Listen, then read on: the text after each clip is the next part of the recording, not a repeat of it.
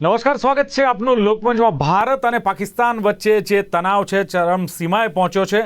ભારત અને પાકિસ્તાન વચ્ચે તણાવ વચ્ચે ભારતના ઘણા બધા રાજ્યોમાં એલર્ટ આપવામાં આવ્યું છે। એમાં ખાસ કરીને ગુજરાત પણ એલર્ટ મોડમાં છે અને ગુજરાતના જે સરહદી વિસ્તારો છે એ સરહદી વિસ્તારોના જે ગામો છે એમાં તમે જુઓ તો સુરક્ષા દળોનો ચુસ્ત બંદોબસ્ત ગોઠવવામાં આવ્યો છે અને સાથે જ 15 મે સુધી આવા કોઈ વિસ્તારમાં તમે ફટાકડા નહીં ફોડી શકો, ડ્રોન નહીં ઉડાડી શકો, એની પર પ્રતિબંધ મૂકવામાં આવ્યો છે।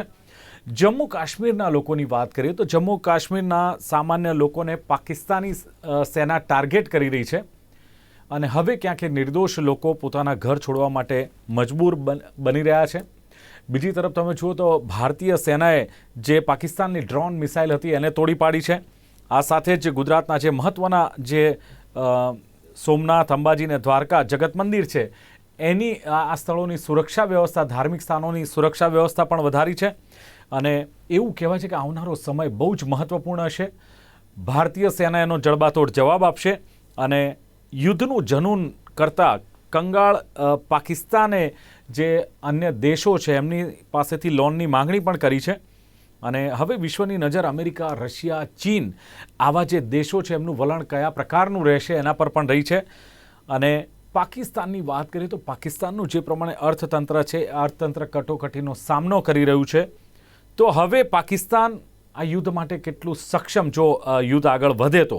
અને બીજી વસ્તુ એ છે કે પાકિસ્તાન જે કંઈ કરી રહ્યું છે એની પાછળનો તર્ક શું છે, આ તમામ મુદ્દા સાથે છે જે સેના અને અર્થતંત્રની પરિસ્થિતિ જોઈએ તો એનાથી પણ આગળ વધીને પાકિસ્તાન ક્યાંક આ કાર્યવાહી કરી રહ્યું હોય તેવું લાગે છે અને યુદ્ધ તરફ જ્યારે પરિસ્થિતિ આગળ વધી રહી છે ત્યારે પાકિસ્તાન આને માટે કેટલું જવાબદાર, આ તમામ ચર્ચાઓ કરવી છે। અને જ્યારે ભારતીય સેનાએ એક જ નિર્ધાર કર્યો છે કે હવે આતંકિસ્તાનનો સર્વનાશ, તો આ જ મુદ્દે ચર્ચા કરવી છે। મારી સાથે જોડાયા છે anti terrorism expert, Pakistan watcher major Swarndev हमारे साथ जुड़े हैं। मेजर साहब, स्वागत है आपका लोकमंच में।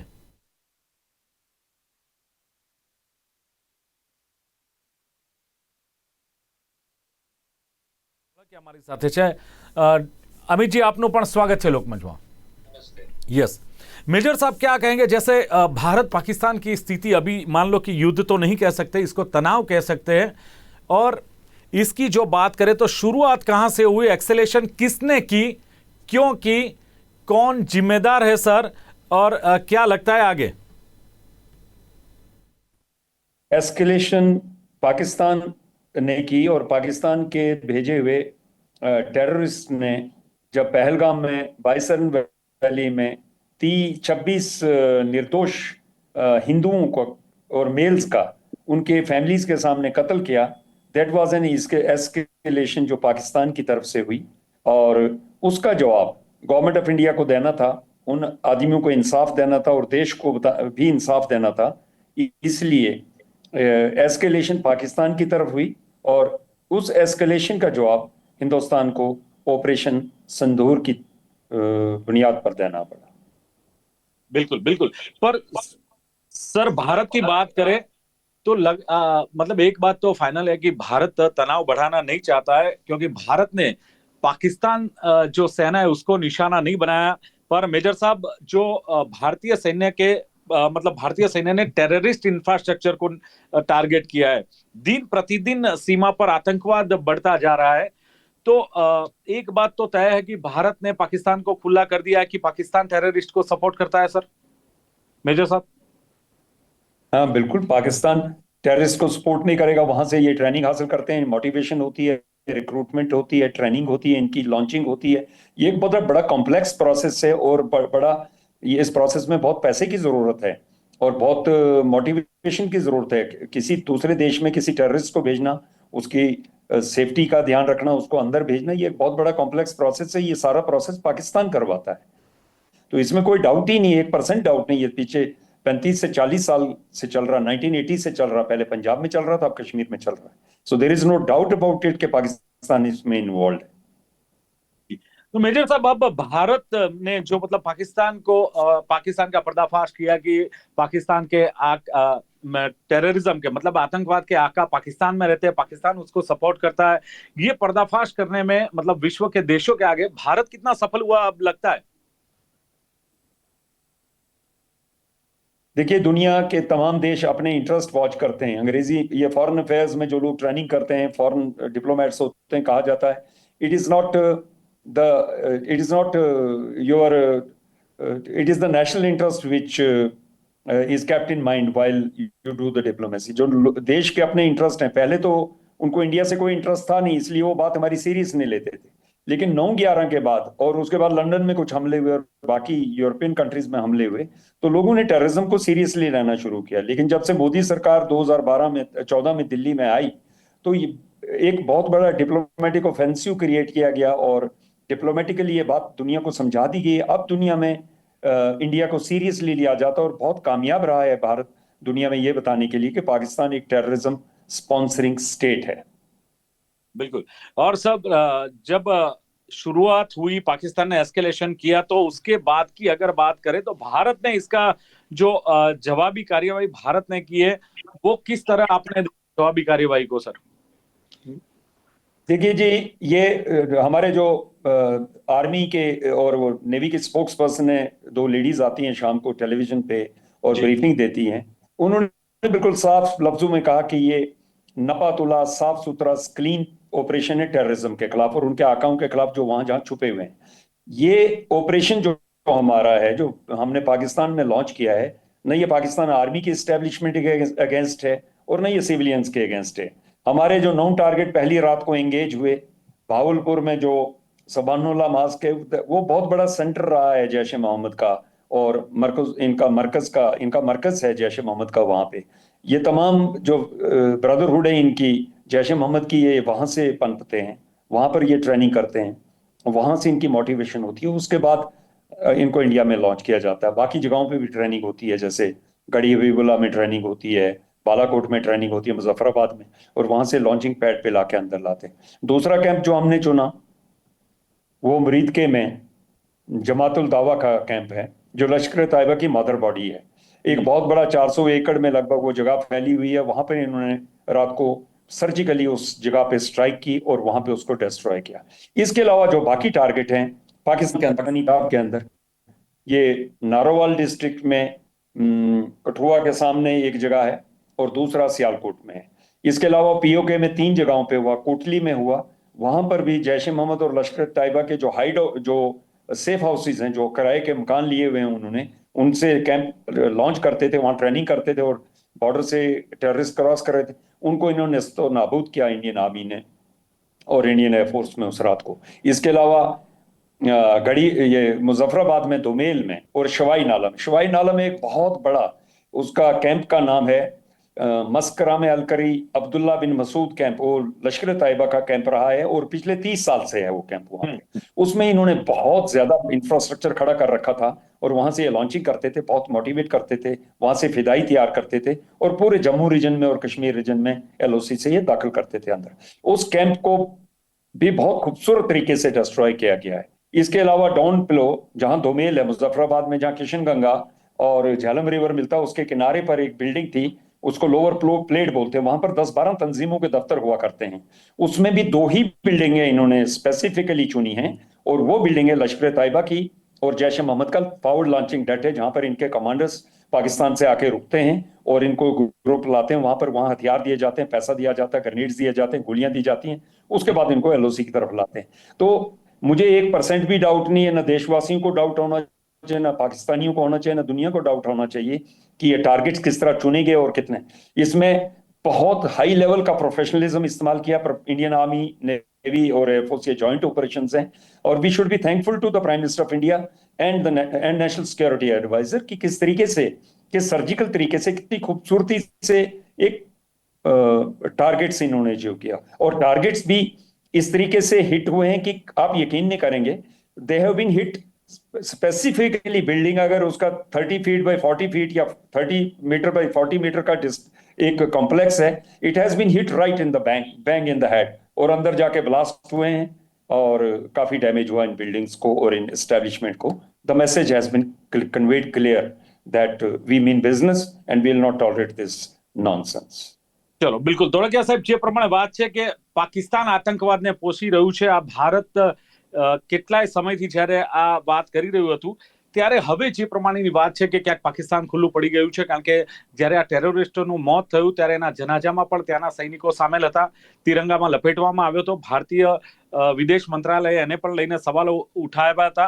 શું લાગે છે સાહેબ, વિશ્વ સમક્ષ ખુલ્લું પડી ગયું છે પાકિસ્તાન? અને બીજું કે આને લઈને વિશ્વના દેશો હવે પાકિસ્તાન તરફ કયા પ્રકારનું વલણ અખત્યાર કરશે? ધોળકિયા સાહેબ. हाँ जी, यह प्रश्न महत्वનો છે। हम्म। मैं हिंदी में ही बोलूंगा, जी जी सर, बिल्कुल। जिसकी वजह से जम्मू से हमारे साथ जुड़े स्वर्ण देव जी को भी मेरी बात पहुंचा सकूं मैं। जी बिल्कुल। तो भारत के प्रयास से डिप्लोमेटिकली भी भारत बहुत समय से ये प्रयास कर रहा है कि पाकिस्तान की जो वास्तविकता है, टेररिज्म को जो वो खुला सपोर्ट दे रहा है, वो दुनिया तक हम पहुंचाए। उसके लिए डिप्लोमेटिकली हमने बहुत सारे एफर्ट्स कई समय से कर रहे थे, अलग अलग मंच पर से और द्विपक्षीय रूप से। उसका भी एक असर हुआ है कि पिछले दिनों में जो कार्यवाही हुई है भारत के द्वारा पाकिस्तान के खिलाफ, उसमें पाकिस्तान को सीधे रूप से कोई सपोर्ट मिलता हुआ नजर नहीं आ रहा है। कोई भी मेजर राष्ट्र ने, मेजर देश ने पाकिस्तान को सपोर्ट नहीं दिया है।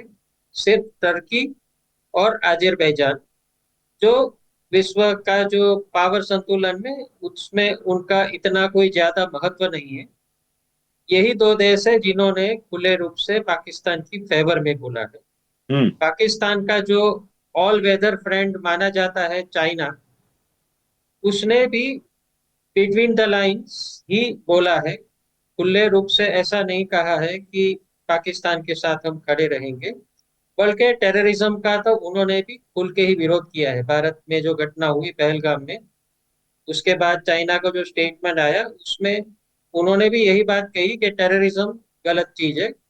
और भारत का जो ऑपरेशन सिंदूर हुआ, उसके बाद चाइना के जो स्टेटमेंट्स आए वो काफी सबड्यूड रहे। ऐसा वो नहीं दिखा रहे हैं कि चाइना पाकिस्तान के साथ खुले रूप से खड़ा रहेगा।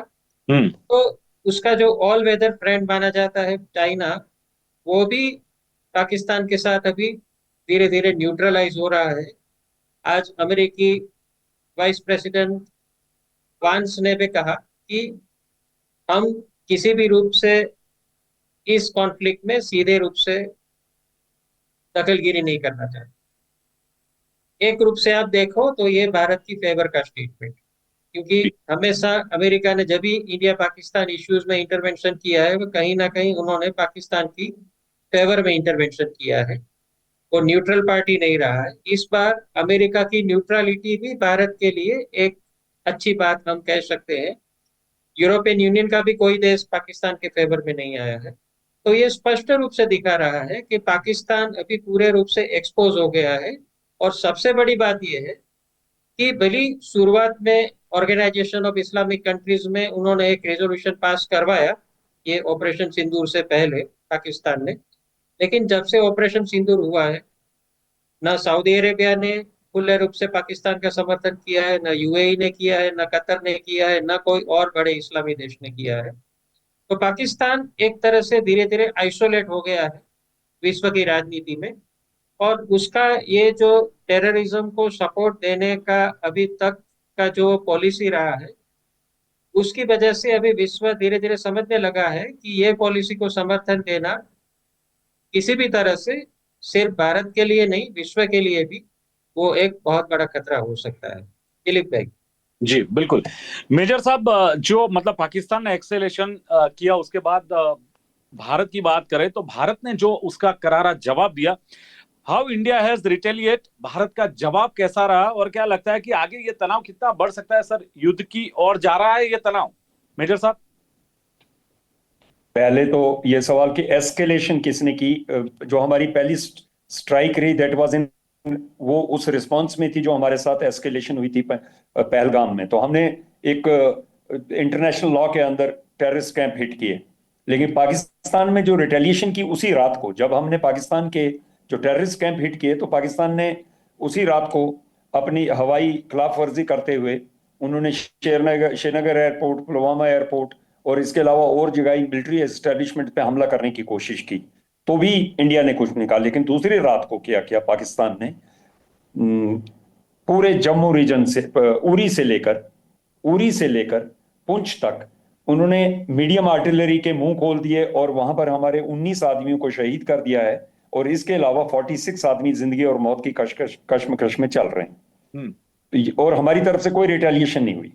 उसके बाद उसी रात, उसी शाम को, ये तो दिन को करते रहे, उसी शाम को इन्होंने जम्मू से लेकर भुज तक तकरीबन 400 टर्की मेड ड्रोन्स और पाकिस्तान मेड ड्रोन से, और इसके अलावा चाइनीज मिसाइल से बॉर्डर टाउन्स पे, जम्मू में, उधमपुर में, किश्तवाड़ में, और पठानकोट में, जलंधर में, अमृतसर में, बाड़मेर में, जैसलमेर में और भुज में इन्होंने हमले करने शुरू कर दिए वहां पे।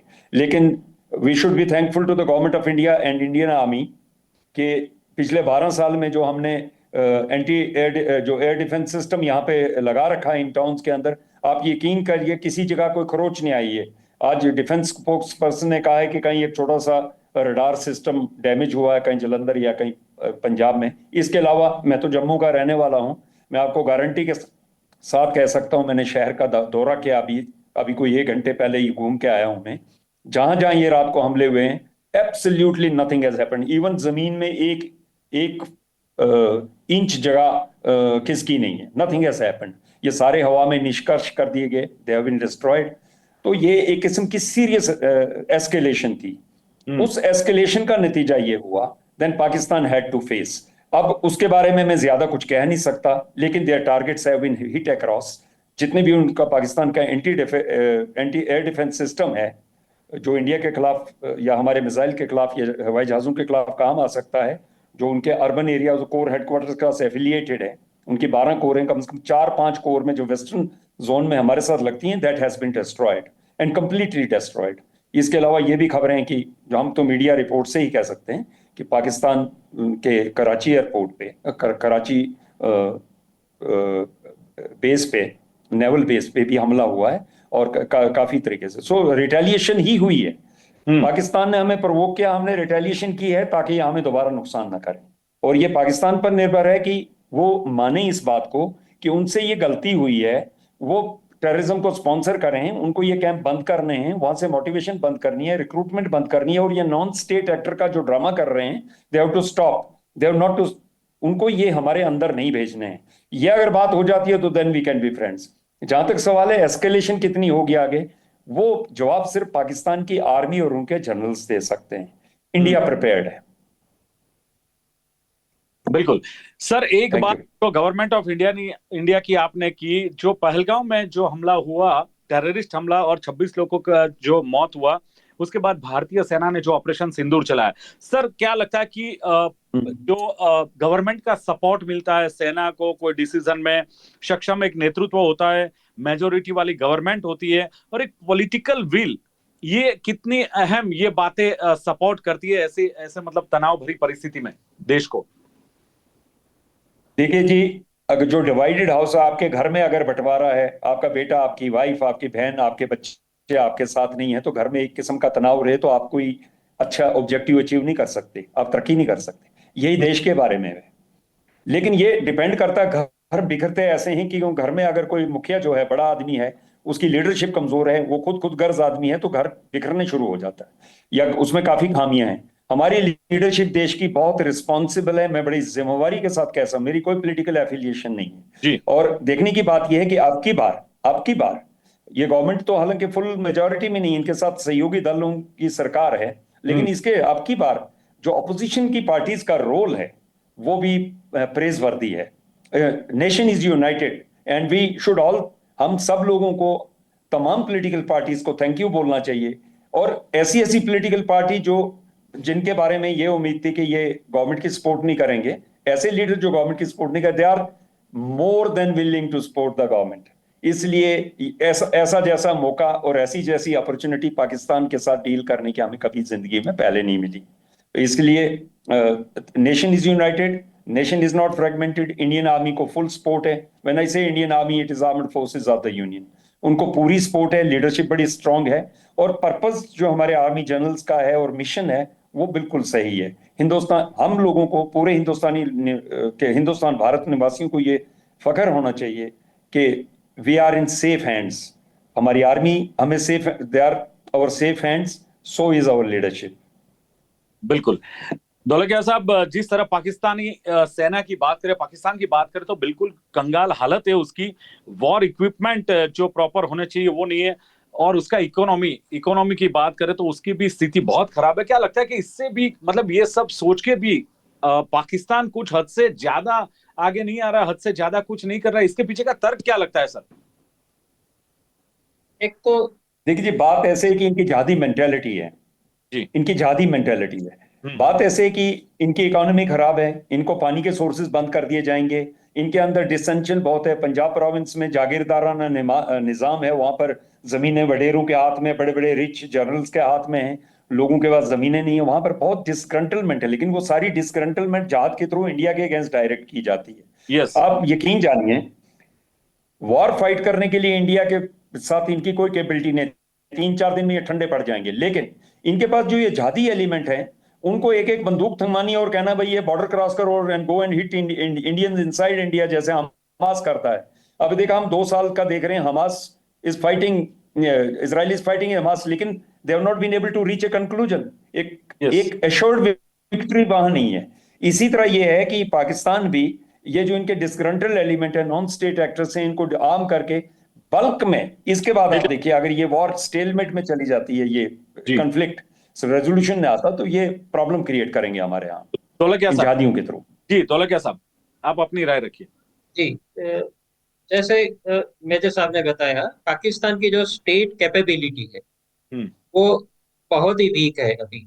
आप राजनीतिक रूप से देखो तो वहाँ की जो पॉलिटिकल पार्टीज है उसके बीच में इतनी ज्यादा कॉन्फ्लिक्ट है कि कोई भी वहाँ का फॉर्मर प्राइम मिनिस्टर ऐसा नहीं जो खुला है।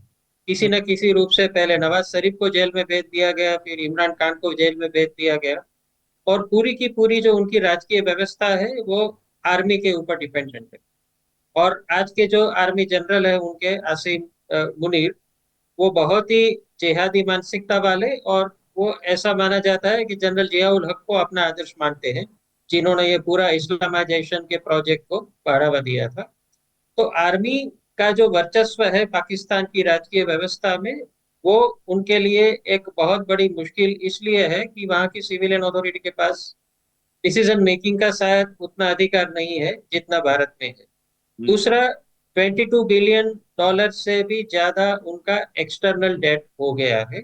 आज भी आईएमएफ की मीटिंग में उनकी जो नई दरखास्त है 2 बिलियन डॉलर्स की लोन की, उसकी चर्चा होगी। भारत प्रयास कर रहा है कि वो लोन उनको न दी जाए, क्योंकि वो लोन का उपयोग वो जो तय की हुई आइटम्स पर नहीं कर रहे हैं, लेकिन शायद मिलिट्री और भारत के खिलाफ करेंगे, ऐसा भारत का दावा है। और ऊपर से हम देख रहे हैं कि बलूचिस्तान की स्थिति बहुत ही गंभीर है। वहाँ के फॉर्मर प्राइम मिनिस्टर ने अभी कह दिया है कि बलूचिस्तान के ऊपर पाकिस्तानी राज्य का कोई अधिकार ही नहीं रहा है। तो अंदर से पाकिस्तान की स्थिति बहुत गंभीर है, और ये भारत के साथ नई कॉन्फ्लिक्ट मोड़ लेके शायद उन्होंने अपने लिए एक बहुत बड़ा भविष्य का जोखिम मोड़ लिया है। आगे पाकिस्तान का भविष्य क्या होगा वो भी अभी कहना मुश्किल है, अगर यही रवैया चालू रहा है। चलो बिल्कुल, એટલે જે પ્રમાણે જે મેજર સ્વર્ણદેવે કહ્યું એમ કે પાકિસ્તાન જે ટેરરિસ્ટ માટે એક ટ્રેનિંગ, મોટિવેશન અને લોન્ચિંગ જે પાકિસ્તાન કરે છે એને લઈને ભારત સહિત હવે તો અન્ય દેશોમાં પણ આ પાકિસ્તાન ખુલ્લું પડી ગયું છે, અને કોઈ ડાઉટ નથી કે ભારતે એનો જડબાતોડ જવાબ આપ્યો છે। ડ્રોન મિસાઇલો તોડી પાડી છે અને પાકિસ્તાનના એસ્કેલેશનનો જવાબ ભારતે રિટેલિએશન કર્યું, જવાબ છે। પણ એક વસ્તુ મેજર સાહેબે કહ્યું છે કે જો પાકિસ્તાન આ ટ્રેનિંગ, મોટિવેશન અને લોન્ચિંગ બંધ કરે તો ભારતને બીજી કોઈ દુશ્મનાવટ છે જ નહીં, વાત સુધરી શકે એમ છે। પણ ભારત પાસે એક મજબૂત લીડરશિપ છે, મજબૂત સૈન્ય છે, ગવર્મેન્ટ છે, અને એને લઈને આપણે ગૌરવ લઈ શકીએ છીએ। અને બીજી વાત છે, ડૉક્ટર ધોળકિયાએ કહ્યું કે ડિપ્લોમેટિકલી ભારતનો ઓલવેઝ પ્રયાસ રહ્યો છે કે પાકિસ્તાનને ખુલ્લું પાડવાનો, કે આતંકવાદને પોષે છે, સપોર્ટ કરે છે, અને એમાં ભારત ક્યાંક કામયાબ થયું છે। અને હવે એની, ધોળકિયા સાહેબનું કહેવું છે કે એની અસર પણ ક્યાંક જોવા મળી રહી છે। ટેરરિઝમનો વિરોધ ન માત્ર ભારત, પણ એમણે કહ્યું તે પ્રમાણે કે ચાઇના, અમેરિકાએ પણ કર્યો છે, અને અમેરિકાએ તો એમ કહ્યું કે અમે દખલગીરી નહીં કરીએ, એટલે એ પણ ક્યાંક ભારત માટે એક સારી બાબત છે। અને એમણે પણ જે પ્રમાણે કહ્યું કે હવે ભારત પાસે સક્ષમ નેતૃત્વ છે, ભારત પાસે સૈન્ય છે અને જે ઇક્વિપમેન્ટ જે છે ભારત પાસે, જે લડાકુ વિમાન ને અન્ય ઇક્વિપમેન્ટ ટેકનોલોજી, એને લઈને પાकिस्तान આવનારા દિવસોમાં શું હાલત થશે એ તો સમય જ बतावશે। ચર્ચાનું સમાપન કરીએ છીએ और यहाँ टॉक शो में भाग लेने के लिए मेजर स्वर्णादेव, डॉक्टर अमित धोलकिया दोनों जुड़े, बहुत बहुत शुक्रिया। Thank you very much sir, thank you ji, thank you. तो दर्शक मित्रों, आ હતી ચર્ચા કે હવે તો એક જ નિર્ધાર, આતંકી સ્થાનનો સર્વનાશ। એટલે હવે જોવાનું રહેશે કે પાકિસ્તાન કયા પ્રકારનું વલણ અખત્યાર કરે છે। બાકી ભારત સક્ષમ છે, ભારતીય સેના સક્ષમ છે અને ભારતનું નેતૃત્વ સક્ષમ છે। ફરી મળીશું, જોતા રહો ગુજરાત ન્યૂઝ। નમસ્કાર।